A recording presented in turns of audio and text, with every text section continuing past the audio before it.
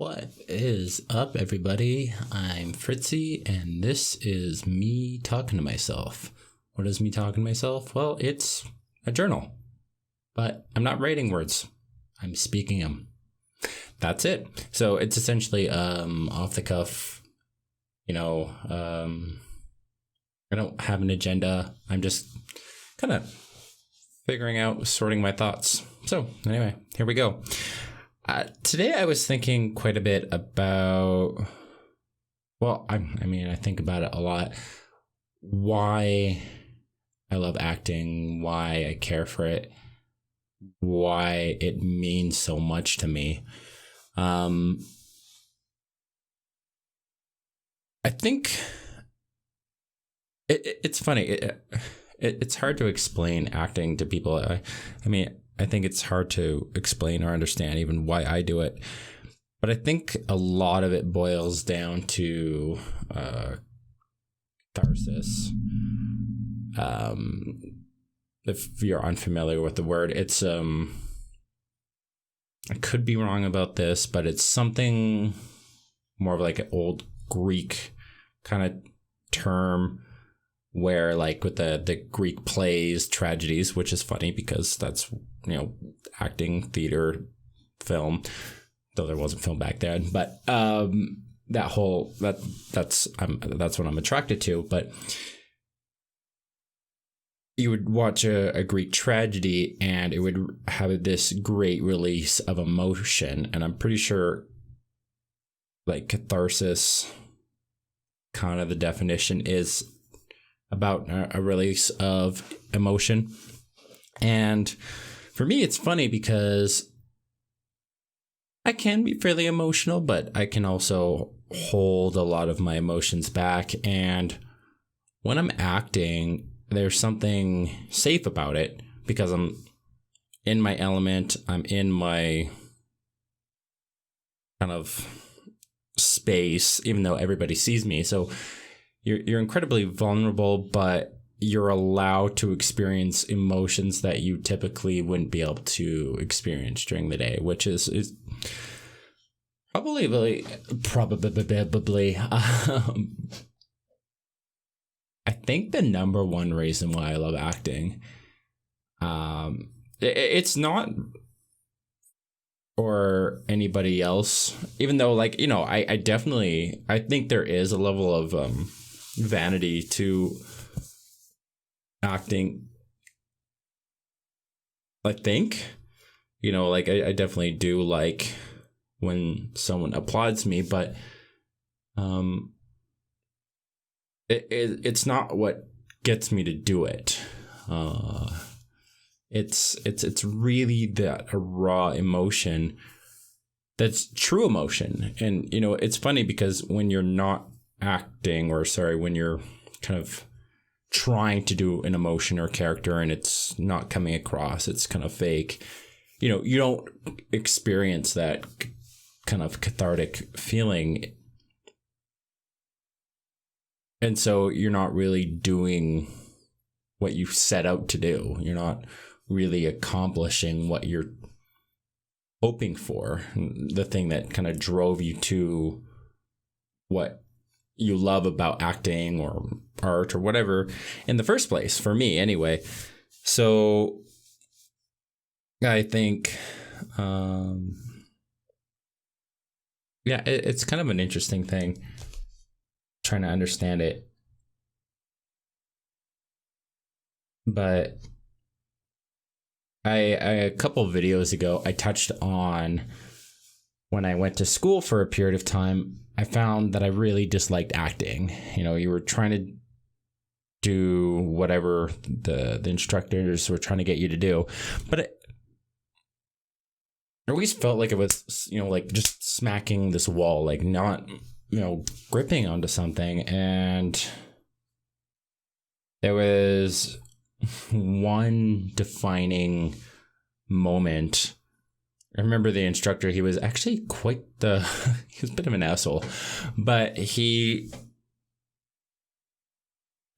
I'll tell you a bit of a story.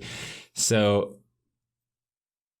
he was pretty infamous for being like a jerk and apparently making people cry. I'm like, okay, intense guy.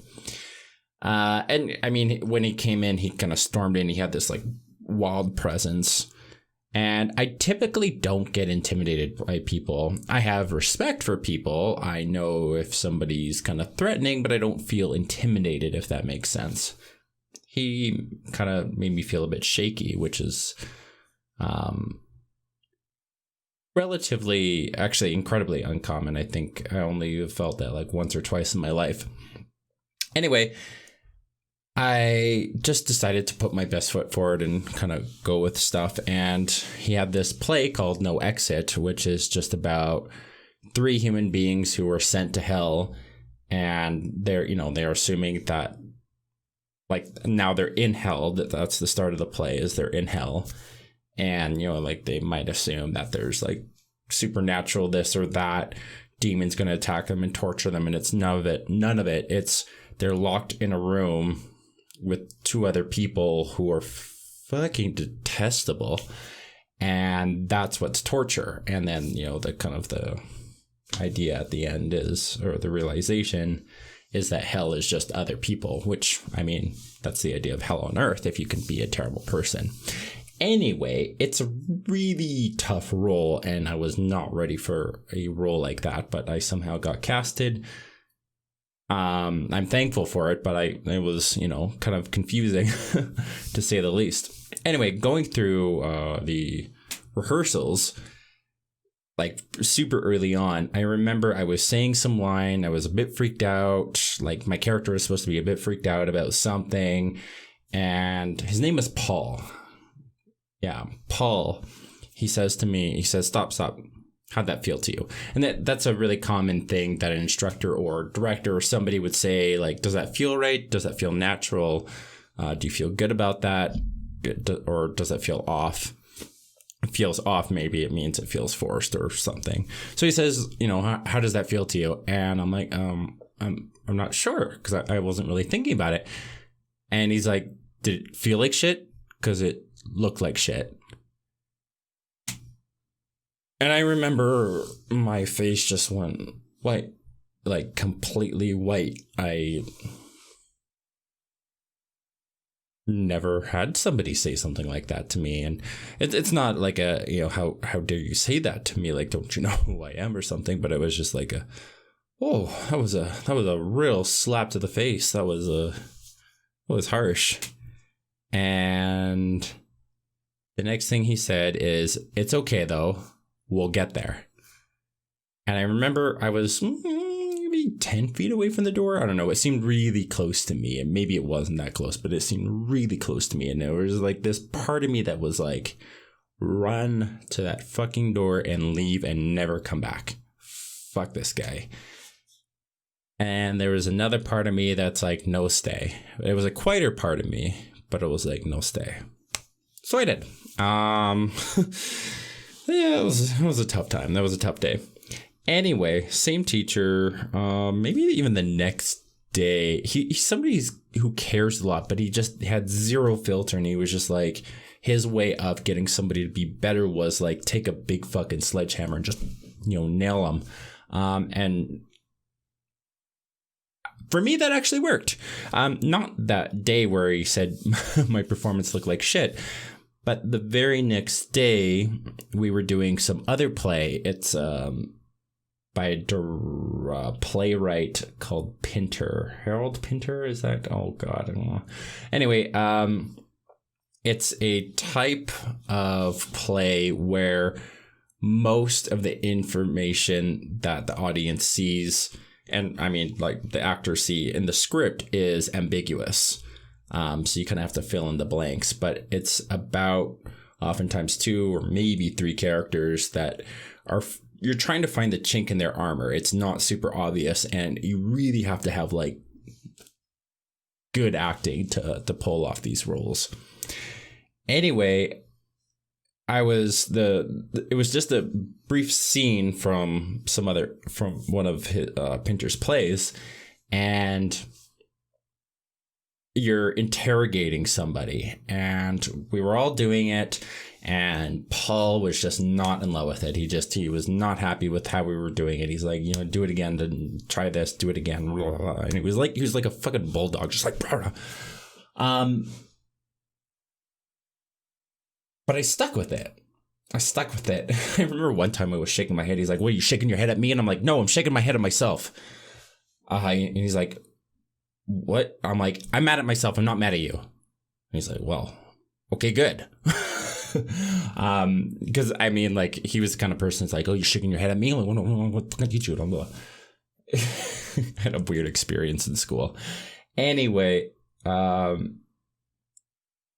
he does this final exercise to get us to this like emotional state that we need to be in.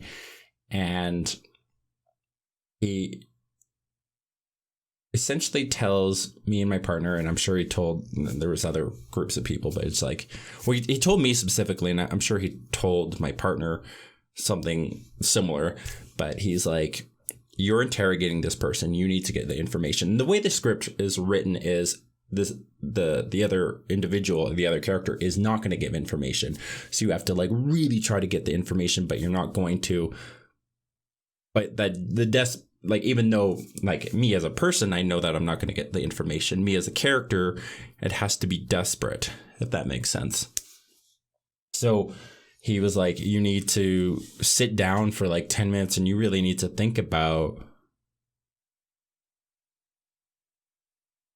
the desperation of you needing to get this information out of this other person for the scene. And he's like, you need to think of the worst possible thing in your own life. And I for later on, this kind of in this is it kind of a side point. I wouldn't recommend diving into personal stuff as a means to get you to where you are as like a crutch. But for me to initially experience it and feel what a raw emotion was in a scripted format, not just me, it was useful. But I wouldn't recommend utilizing or using past trauma or experiences or imagined trauma as a way to get you there. Though your imagination is useful. Just, yeah. Anyway, yeah, I imagine really terrible stuff with my family and what would happen to them. He's like, imagine your family and all these other people are in another room, and if you don't get the information from her, they're going to do these XYZ terrible things. And I really let my mind just go kind of dark. And then I sat down, and he's like, I don't even want you to say the lines, just like ask her, just try to get the information. I just remember like asking her, and she's like, no. And there was this like impulsively, which all I was supposed to say is like, I need the information. And she's, kept saying no. And I was just like, this like, please, like almost whispering, like, please. And I was like tearing up, and she wanted to tell me because I was like really like asking her. My partner and Paul, my instructor, like stops and says, there, right there, right there, right there. That's acting. What you did right there. That was true. And I was like, it's like, okay, we're going to stop for today.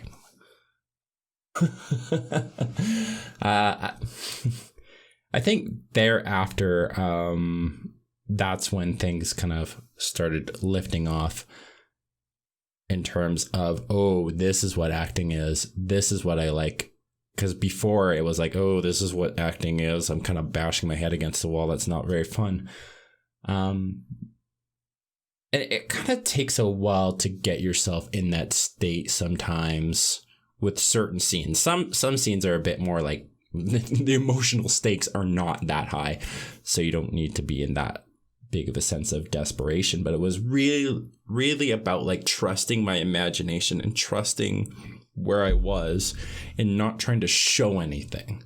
And what I mean by show anything is, like I wasn't trying to show that I was desperate. I just was fucking desperate. I really started to believe my imagination about terrible things happening to my family that allowed me to act. And then now I don't rely on, like ideas with my family or personal stuff, or think about personal trauma from my, early on or anything like that.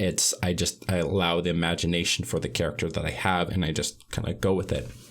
But it was amazing because in that moment I was in this dark emotion that I'm not allowed typically to feel. You try to allow yourself to get to that emotion that I kind of described, at the office, see if people are going to be receive that well. And I found it incredibly freeing. I found it just like I was, even though it was like the heaviest emotion, it was dark, I felt light where I didn't feel light in a long time. It was very weird. It was like, especially I think most guys, it's just hard to cry. And I think there's an argument that our society has made it so that we're not allowed to cry, which I think I can agree with. But I just think us guys don't tap into that emotion that often. So when it happens, it's like, oh, it's like a fucking and the emotional exhaustion is not particularly wonderful, but there is some elevating, oh, I just feel like a big weight, but my shoulders are gone. It's fantastic. And so the ability to act and to do that is fantastic. And, one thing when you're an observer of art, you're looking at painting, or for me is music especially, and then watching other actors and performers, is I might be going through a certain emotion and it helps me through that catharsis, cathartic experience, and allows me to release that emotion, which I think is why a lot of people listen to different styles. And so that was, I guess, another aspect, is not only am I able to free myself and really kind of just create, then if anybody who's watching and is observing, it allows them that space to feel that emotion with me, empathy. And, that's, when you're in a theater and, people are tearing up, but they're, it's this private moment between them and the actor on screen, which they're not there in person, but it's like there's this thing, which I think is just incredibly beautiful. And I think that's what lights me. That's what gets me when someone's they're leaning forward and they're oh, they're engaged. That's fun. That's, just something else. And you can actually, I think you can go even further. I remember I had one acting exercise, which was another wild and freeing kind of experience. It kind of got me even further. I won't really go into too much detail, but it's called a Meisner technique, which is just a person, I'm assuming most of you aren't, who's listening, actors. So I won't really explain any details about it, but he was an acting professional coach, teacher kind of thing, I guess.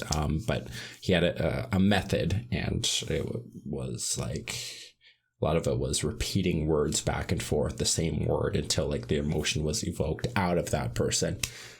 Anyway, I was doing this exercise with another individual, and something sparked me, and something hit a note. I don't know. And it was, you're just repeating the same statement back and forth to each other. But I think it was 5 minutes of just this, I was basically bawling my eyes out, and the whole class is just watching us. And it was funny, people like after a performance, class might comment on it and say things. And quite a few of the comments were they felt like they were watching something they weren't supposed to. Like they were, when somebody, like say in the office or your workspace or whatever, and they're off in the corner with, maybe a manager, maybe somebody else, and you can tell their eyes are red or there's crying or something, like there's something, and you're like, that's not my business, I better back out. But they were all there. So they felt actually in that moment quite uncomfortable, which was another cool thing. That was another interesting thing that I was able to achieve,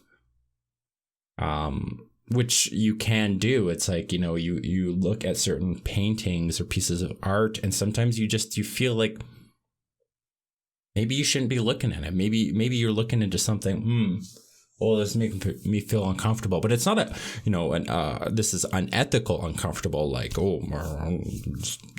kind of image or something, but there's something deeper,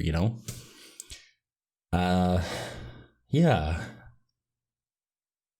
It's just a lot of fun. I think that's the best I can explain why I feel like I have to do it. I feel like that's the best way I can explain when I, at one point, gave up acting because of just, like, for a lot of reasons, financially, mostly. Also, I was just kind of irresponsible, but it really did feel like I was losing a loved one, because like if you even got a semblance of my passion about acting, me talking about it, I feel very passionate talking right now, especially as I've kind of got into this a bit. Losing that passion. But even though I had it all along, but it's just like I killed it. Yeah. So when I've repeated this many, many times, like I would not recommend acting or art as a career goal ever, unless it hurt you to not do it. And I think you have to be at this state. Like, I just don't care. Like, of course, I would love and want to get paid for doing acting, but I don't need it. What I need is to act. What I need is just to do it. And so it's like, okay, instead of, waiting and hoping that someone's going to give me a job, it's like, no, just go do it, Phil. Even this is, it's like I'm connecting to somebody. And I'm connecting to a camera. I'm like, what the fuck is going on? The camera's having a conversation, but I feel like I'm connected to something. It sounds like a bit of wooey, but I don't have the words to describe how intense and how deep I feel.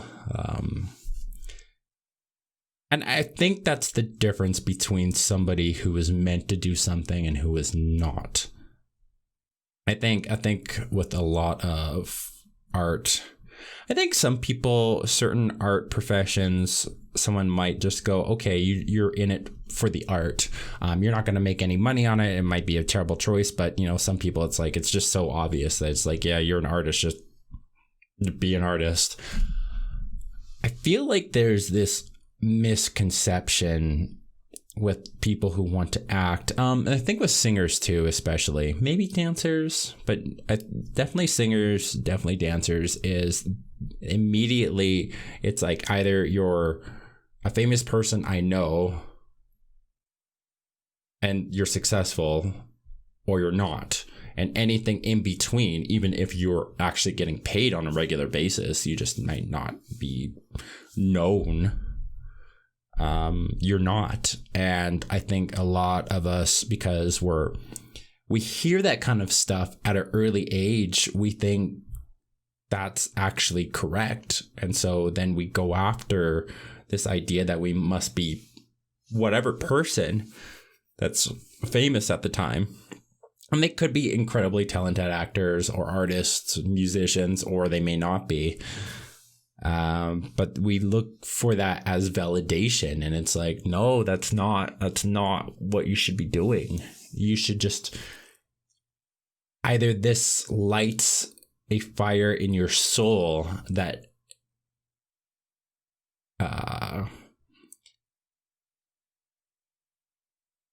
basically ends up lighting fires in other people's souls around you just because you're so damn passionate, and you do it for that, or you shouldn't do it at all. That, I mean, I've spent the last 2 years realizing, like, like when I quit my coffee shop management job, it was a big decision. It was, I wasn't making a ton of money, but I was making good money. I was comfortable. I was kind of being a bit reckless with the cash I was getting in. I don't make that, but I don't care. Because I'm happy. Like, I it's amazing how much, like, it's funny. I actually save money now, making way less, because I don't spend the money that I earn on garbage to make me feel better, because I already feel good. Like, I put my son to bed, and probably, how long is this video? Well, this is going to be a long video. Probably like 40 minutes ago or something like that. And it's getting late, and there's a part of me that's like, just go to bed, or I have video games, I could play that, and that is definitely a passion. But it's like, no, do this, because you do this, you can go to bed and you feel satisfied. You don't feel like, oh, you want to waste money on whatever. Because, man, when I was managing, even though I'm pretty good at it, just because you're good at something doesn't mean you should pursue it. I really believe that. And I really believe that, I mean, if your measurement of success is money, but, the cliche goes, money doesn't buy you happiness. And it's like, for my life, it's just so damn goddamn true. I feel